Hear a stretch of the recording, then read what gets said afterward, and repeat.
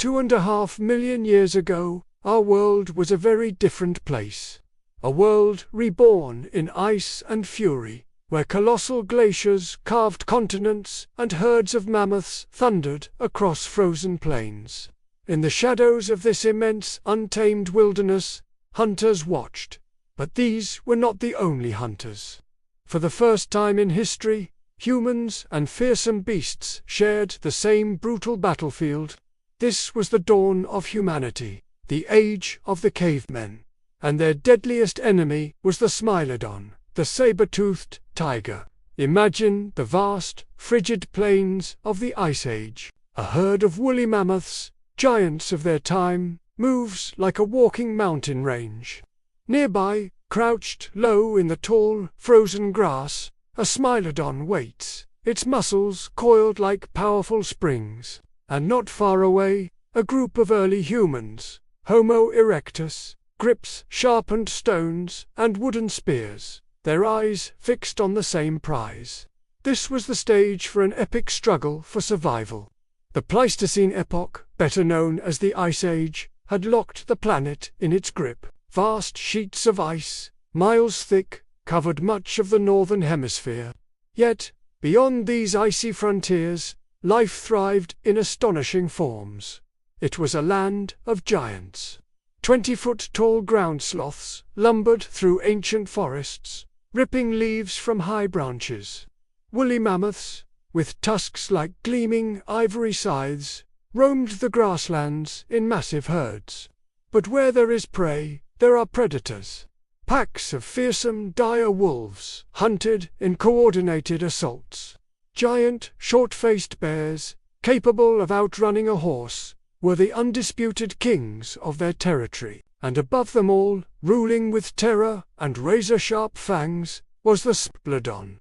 It was a world of constant danger, a harsh and unforgiving crucible. But it was also the very birthplace of humanity's first warriors, the place where our story truly begins. Can you see them?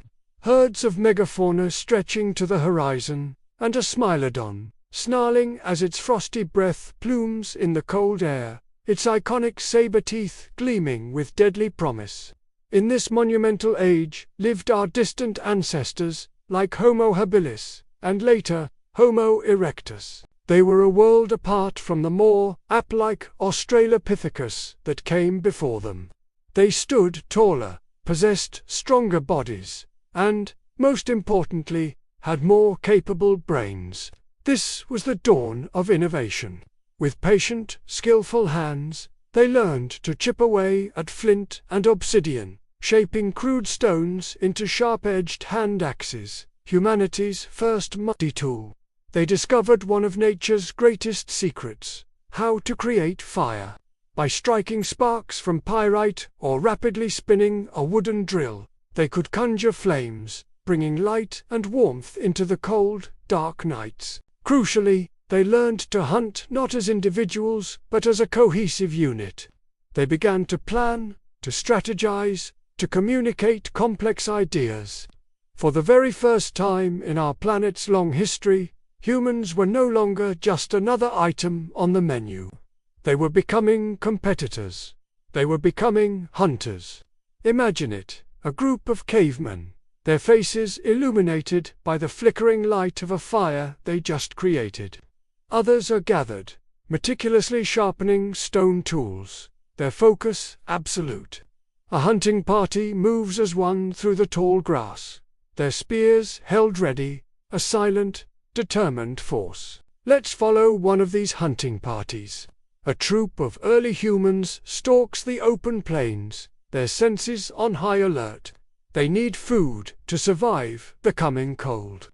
Their keen eyes lock onto a target, a young mammoth, momentarily separated from the safety of its herd. It's a risky but necessary gamble.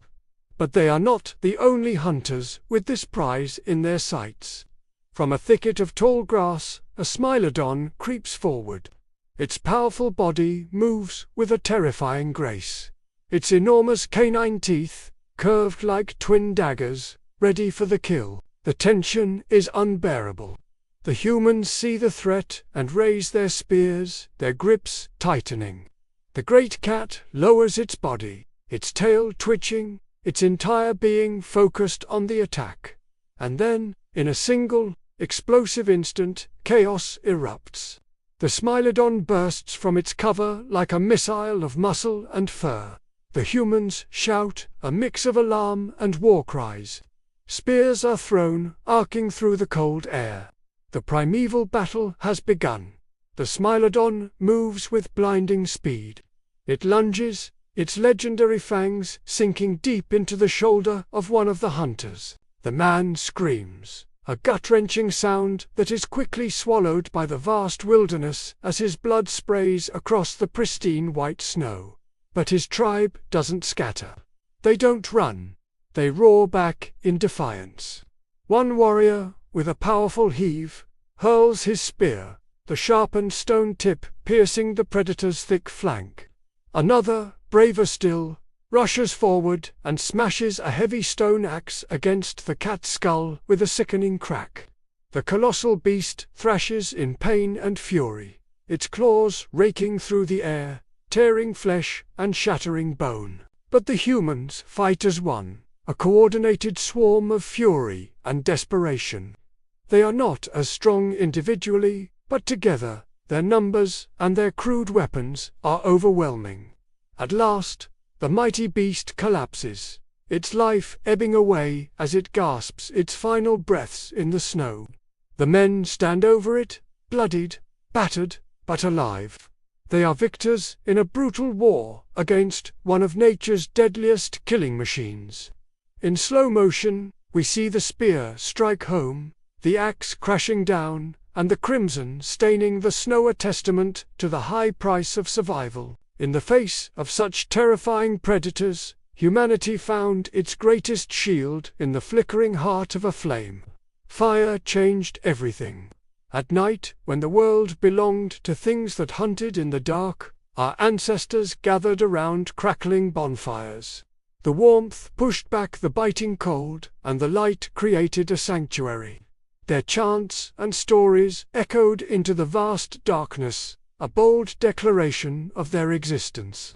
The glow of the fire kept the deadliest predators at bay. The reflective, gleaming eyes of saber-tooths and other hunters could be seen circling just beyond the ring of light, watching, waiting, but never daring to approach the dancing flames.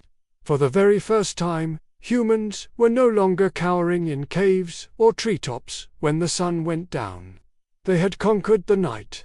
And with the control of fire came a newfound sense of security, community, and power.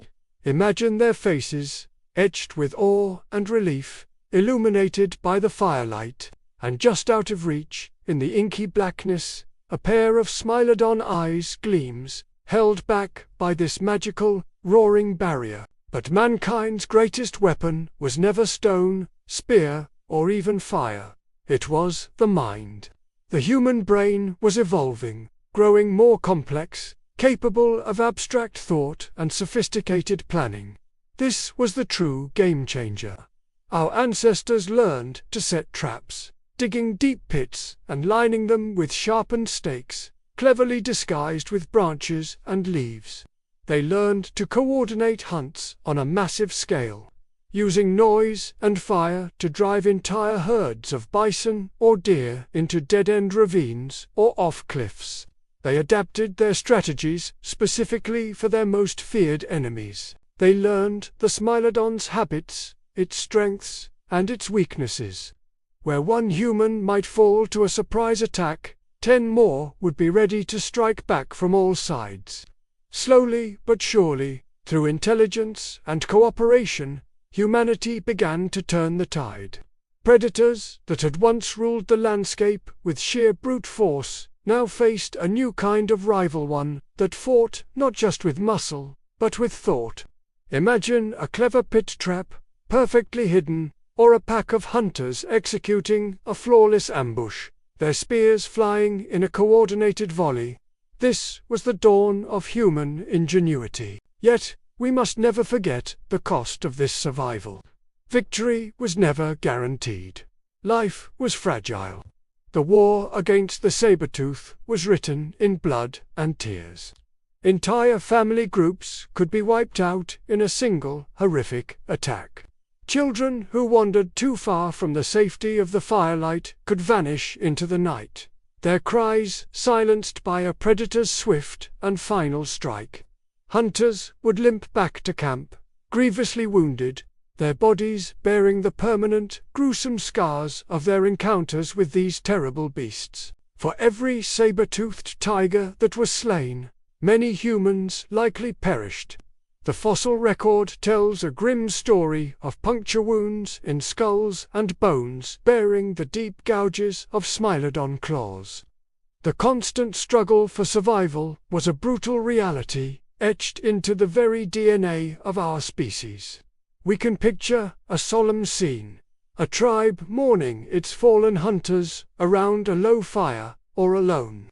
Wounded Smilodon limping away from a failed hunt, bleeding heavily into the snow. It was a war for existence, and both sides paid a heavy price. This was life 2.5 million years ago. This was the dawn of our kind, the age of the cavemen, and the reign of the saber-tooth. It was a fundamental clash of muscle against mind, of primal instinct against emerging intelligence, of fang against fire. And though the saber-tooth ruled its domain through terror and overwhelming power, humanity endured through unity, ingenuity, and sheer force of will. From these desperate battles, we found our strength. From these terrible struggles, we made progress. From these first wars for survival, came us. The age of cavemen had begun. A turning point in the history of life on Earth, and our planet would never, ever be the same. As we see the silhouettes of our ancestors gathered around a fire, their smoke rising into a brilliant, starlit sky, their shadows stretch and transform, becoming the shadow of a modern human walking forward into the future. They fought so that we could be here today.